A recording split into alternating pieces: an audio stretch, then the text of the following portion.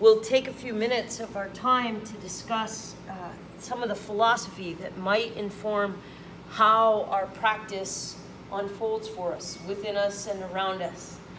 And come on.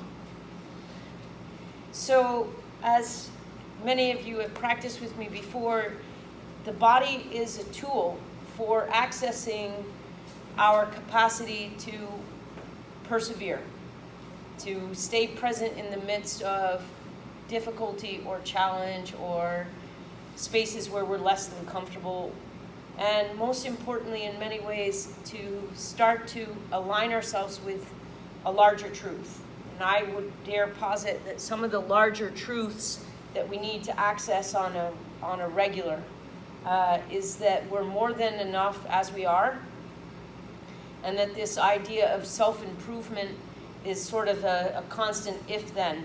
If I lose some weight, if I get this nipple hair waxed off, if, I tighten up the squirrel cover. I make all these jokes because these are real things that we spend our time on. I took my mother, who happens to be a very sweet and rather, I'm going to use the word staid, like she's wild. She's wild in many ways, but never worn a tube top in her life.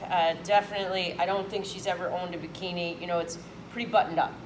So we go out to dinner the other day, and she spent a lot of fly catching time. We went to, I think, someplace in Armature Works, and there was a lot of what I would call dolly birds, beautiful women that have spent hours after hours shopping and moisturizing and makeuping and hairing, and awesome skill set that I don't have. So I'm not knocking it. I'm not running it down at all. And my mother definitely doesn't have it, and she didn't translate it to me either. And she was in this space of like, well, dang, And I had to encourage her to keep her, because there was a lot of whoop on display.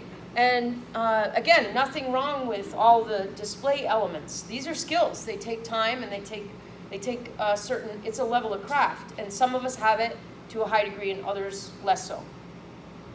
And it's an interesting thing to be a woman and watch other women, because we watch this delicate space, and we're about to embody it in many ways. Even our happy male anchor, thank you, brother, right? Just a little testosterone corner over here to keep it real. And men have this same problem, which is how much of our time do we spend externalizing our beauty? How much of our time do we neurotically decide that, if only we could get the right mascara wand, then everything will finally fucking come together, right? It's we do this. We all do this. Like, if I could only get a pair of yoga pants that doesn't give me camel toe after 3 warrior ones, it's like it. And the critical piece is, I voice all these things. A lot of us are like, say it in the bathroom to your best friend or in the car or whatever. And the reality is, while it's an imperative to keep the externality clean, healthy, and unimpeding to the vibrancy of the internal body, I can promise you that all of this, in its own time, in its own place, in its own way, will essentially shift to less and less stereotypical beauty, less and less stereotypical functionality, and really, I'll encourage you with a little piece that happened for me today. I put a telephone call into one of our vendors, somebody that we have to buy stuff from.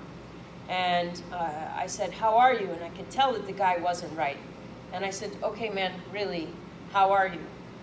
And he proceeded to unpack that he's just recently lost a kidney. He's going to have to go into an extensive round of chemotherapy. It's in his lymph nodes. And he's 57. So he's looking at, abruptly, suddenly, out of nowhere, healthy guy, sounds good looking. I'd probably give him one if I saw him, Sweet voice on the phone, nice guy, and here he is sharing, like, I can hear the tremor in his voice. He's at work. His life is now taking a good look at what does it mean for him to be alive. And we're all going to have that moment somewhere along the way, even if it's the, oh shit, car crash moment. And the encouragement in all the big spiritual traditions, all the wisdom traditions, is to not wait for the arrival of like the oh shit moment, or the doctor giving you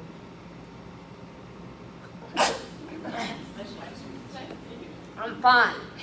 Thank you. T-shirt will get washed later. Our encouragement, the encouragement of the spiritual traditions, is to start to attend to this fact in your life now so that it can illuminate where to spend your time and your money and your energy. And so I am not saying don't spend time finding the right mascara wand. I am saying don't spend time thinking that the right mascara wand is going to give you the answer to avoiding death or the difficulty that will come in this lifetime. So appropriate amount of effort, appropriate amount of emphasis.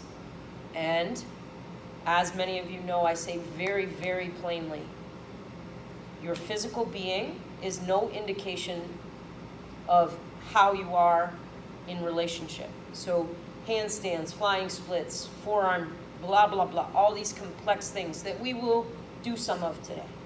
Do not mistake them as the goal. Do not chase the posture. Turn again and again to the steadiness that you can cultivate in the midst of everything. The good stuff, the less than good stuff, the awful shit. Can you be present and radiantly here?